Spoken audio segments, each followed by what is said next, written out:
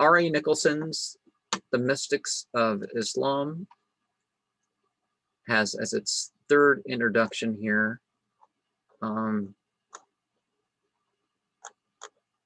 Gnosticism,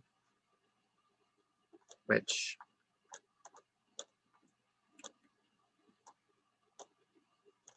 I guess there's a fourth introduction too.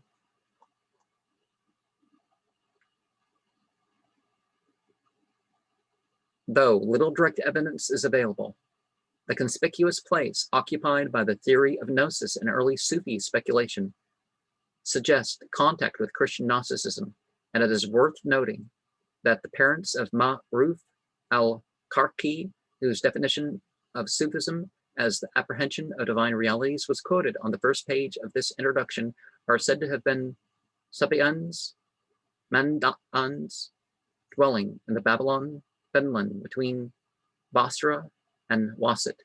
Other Muslim saints have learned the mystery of the great name. It was communicated to Abraham ibn Adham by a man whom he met while traveling in the desert. And as soon as he pronounced it, he saw the prophet Qadr. Elias? No, the green one. I'd say more likely Raphael than whatever, but Elias, contemporary with Moses? That doesn't make sense. Where's he getting that from? The ancient Sufis borrowed from the Manichaeans the term Siddiq, which they applied to their own spiritual adepts. You're going to have to make the argument that they didn't take it from the Arabic of truthful one by a certain example, but and the later school, returning to the dualism of Mani, held the view that the diversity of phenomena arises from the admixture of light and darkness. The ideal of human action is freedom from the taint of darkness, and the freedom of light from darkness means the self-consciousness of light as light. Sheikh Muhammad Iqbal, The Belt of Mystics and Metaphysics in Persia, 1908, page 150. The following version of the doctrine of the 70,000 veils is explained by a modern Rifa'eh Dervish, shows clear traces of Gnosticism, and is so interesting that I cannot refrain from quoting it here. Well, again, this is a pre-Sufi saying that was part of mainstream Islam. 70,000 veils separate Allah, the one reality, from the world of matter and of sense. Okay, maybe they worked it into something.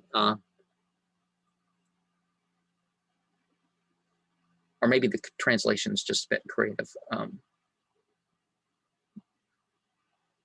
And every soul passes before its birth through these 70,000. The inner half of these veils are of light. The outer half, veils of darkness. For every one of the veils of light passed through in this journey towards birth, the soul puts off a divine quality. And for every one of these dark veils, it puts on an earthly quality. Thus, the child is born weeping, for the soul knows its separation from Allah, the one reality. And when the child cries in its sleep, it is because the soul remembers something of what it has lost. Otherwise, the passage through the veils has brought with it forgetfulness, nisyan, and for this reason, man is called insan. He is now, as it were, in prison in his body, separated by these thick curtains from Allah. But no, that's very close. That may be straight translation of the typical translation, but there is an indication that our lack of doing our best with learning and doing, and as far as we do worse, more these veils can be put on. But the whole purpose of Sufism, the way of the dervish, is to give him an escape from this prison, an apocalypse of the 70,000 veils, a recovery of the original unity with the one, while still in this body.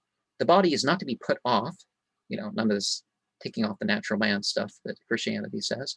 It is to be refined and made spiritual, a help and not a hindrance to the spirit.